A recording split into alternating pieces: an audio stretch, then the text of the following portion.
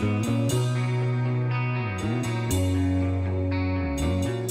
Patriot fans, welcome to another edition of the Brett Jodie Show. I'm your host, Justin Answell, and joining me is the star of the show, Brett Jodie. Brett, a lot of back and forth games the last week. What do you take from all this? It was very positive to see our offense come alive.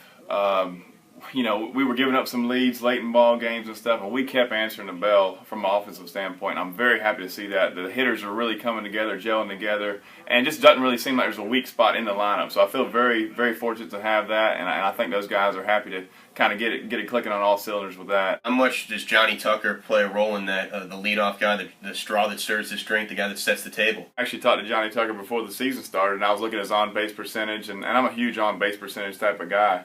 And knowing he was probably going to be in a leadoff type role for us and play some center field in second, he's a hustle guy, he's an energy guy, and he's got to be the guy that gets on base to get things started for those big guys in the middle of the order.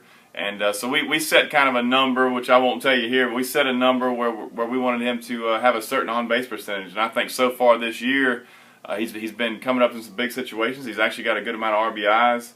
And he's getting on base for those guys, and that's what's important. Made it known quickly that you have a very aggressive style of play. The Patriots are amongst league leaders in stolen bases, sacrifice bunts, hit and runs, and even a safety squeeze last weekend. Where did that aggressive mentality stem from? You don't want to be predictable, and anytime that pitcher or the opposing coach or the opposing team is not quite comfortable with what you may do, I think it's a benefit to us. And we had that option, I guess, as an offensive ball club when you're hitting to be able to put on different plays or different options to bunt or squeeze or hit and run or steal or whatever. So I think as long as you can keep that going where you have the edge on them as far as what we can do and what we can't, and take advantage of that. On Saturday, May 18th is our first ever Comic-Con here at TD Bank Ballpark. So Brett, I want to ask you, who were some of your favorite superheroes growing up? I did love the Incredible Hulk. It didn't get any better for me than seeing Lou Ferrigno and when he'd get upset back in the day. And I think we have certain similarities with our physique. So I definitely like Incredible Hulk, but hopefully you don't see that from me. But sometimes I get a little upset too. But I don't grow quite that big all the time. You know what I mean? Found out who Brett Jodie's favorite superhero was. Now we talked to some of our heroes on the diamond. We asked them who their favorite superheroes were growing up.